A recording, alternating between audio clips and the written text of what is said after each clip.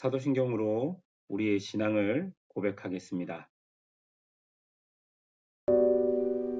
전능하사 천지를 만드신 하나님 아버지를 내가 믿사오며 그 외아들 우리 주 예수 그리스도를 믿사오니 이는 성령으로 잉태하사 동정녀 마리아에게 나시고 본디오 빌라도에게 고난을 받으사 십자가에 못 박혀 죽으시고 장사한 지 사흘 만에 죽은 자 가운데서 다시 살아나시며 하늘에 오르사 전능하신 하나님 우편에 앉아 계시다가 저리로서 산자와 죽은 자를 심판하러 오시리라. 성령을 믿사오며 거룩한 공예와 성도가 서로 교통하는 것과 죄를 사하여 주시는 것과 몸이 다시 사는 것과 영원히 사는 것을 믿사옵나이다. 아멘.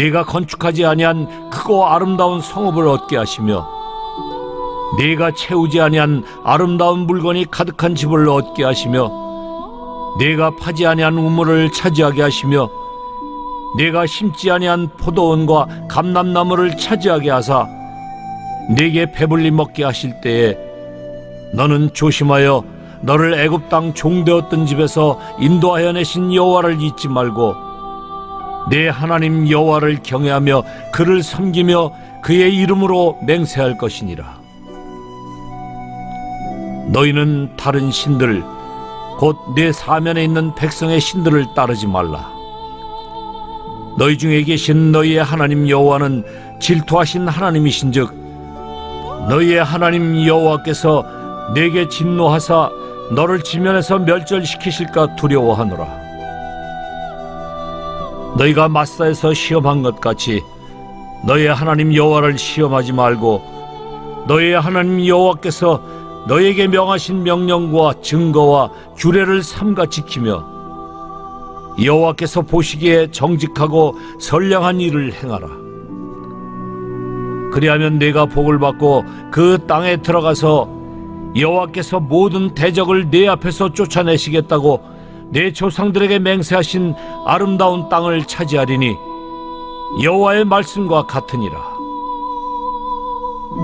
후일에 네 아들이 네게 묻기를 우리 하나님 여호와께서 명령하신 증거와 규례와 법도가 무슨 뜻이냐 하거든 너는 네 아들에게 이르기를 우리가 옛적에 애굽에서 바로의 종이 되었더니 여호와께서 권능의 손으로 우리를 애굽에서 인도하여 내셨나니 곧 여호와께서 우리의 목전에서 크고 두려운 이적과 기사를 애굽과 바로와 그의 온 집에 베푸시고 우리 조상들에게 맹세하신 땅을 우리에게 주어 들어가게 하시려고 우리를 거기서 인도하여 내시고 여호와께서 우리에게 이 모든 규례를 지키라 명령하셨으니 이는 우리가 우리 하나님 여호와를 경외하여 항상 복을 누리게 하기 위하심이며 또 여호와께서 우리를 오늘과 같이 살게 하려 하심이라. 우리가 그 명령하신 대로 이 모든 명령을 우리 하나님 여호와 앞에서 삼가 지키면 그것이 곧 우리의 의로움이니라 할지니라.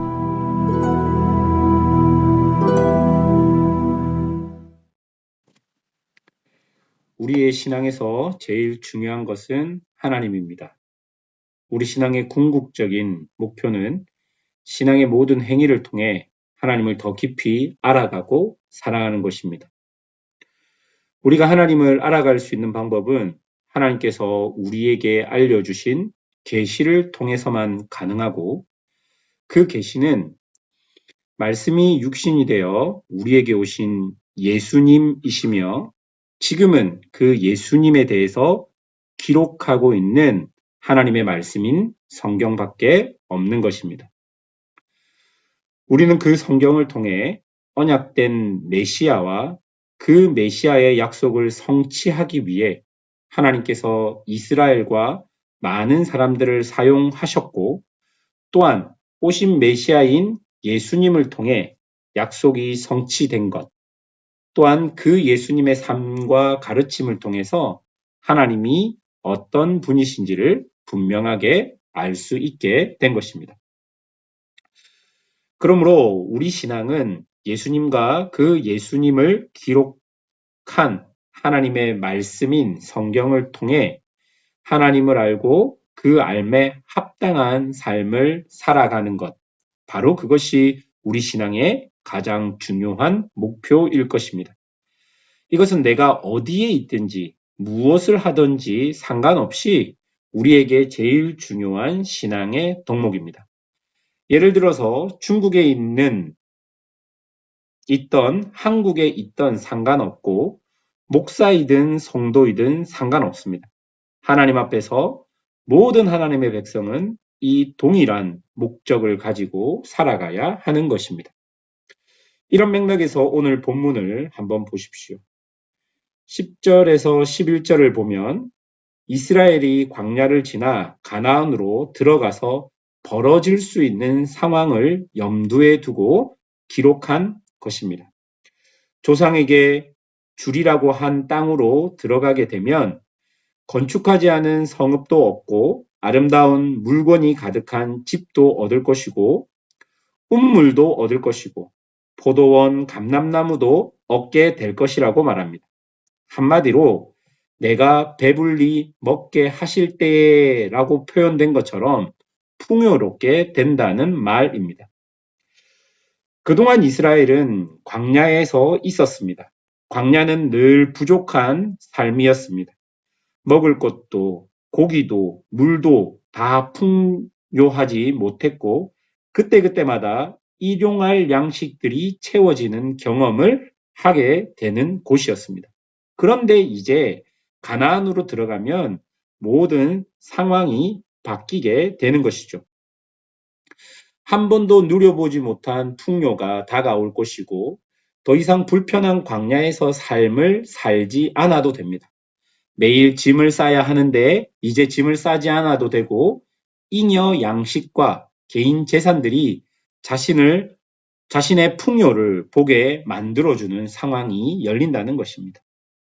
하나님은 이때 이스라엘이 어떻게 하기를 원하실까요? 배가 부를 때 하나님은 이스라엘이 무엇을 하기를 원하실까요? 여러분 12절을 보십시오. 12절입니다.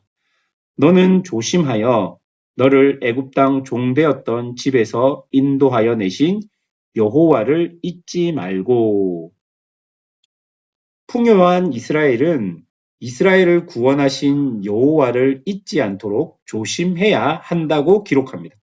이 말은 풍요가 우리에게 주는 가장 큰 유혹은 하나님을 잊게 만든다는 말일 것입니다. 우리는 처음 경험한 풍요는 하나님의 은혜라고 고백합니다. 그런데 그 풍요가 지속되면 될수록 조심하지 않으면 풍요가 사람을 교만하게 만듭니다.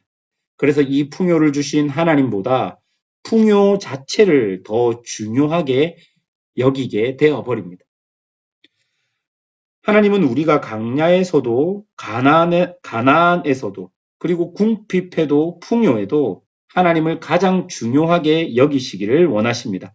왜냐하면 하나님은 어떤 상황 속에서도 당신의 백성들이 당신만을 보기 원하시는 질투의 하나님이시기 때문입니다. 그런데 이런 다짐을 가지고 이스라엘이 가나안 땅에 들어갔는데 당장 이스라엘 눈앞에 보이는 것은 가나안의 화려함이고 그 땅의 문화와 습성들인 것이죠. 사람들은 하나님이 주신 풍요가 만족되어 익숙해질 때쯤 또 다른 만족거리를 찾을 것이고 이제는 가나안의 풍요로 눈을 돌리게 될 것입니다. 왜 이런 일이 벌어질까요? 하나님의 말씀, 즉 하나님의 규례와 명령을 따르지 않고 그것을 생명으로 여겨야 하는데 그냥 옵션 중 하나로 생각했기 때문일 것입니다. 그 가나안 땅에서는 말씀을 지킬 이유보다 말씀을 안 지킬 이유가 더 많았고 말씀을 지키는 것이 시대의 유행에 더 떨어지는 행동이었을 것입니다. 그 땅의 지도자들 역시 하나님의 말씀을 지키는 척만 했지 생명을 걸고 그것을 따르지 않았던 것입니다. 그러니 점점 하나님을 잊게 되는 것이고 하나님을 점점 겉으로만 믿고 신앙생활 하는 것이죠. 하나님께서는 분명히 말씀하셨습니다.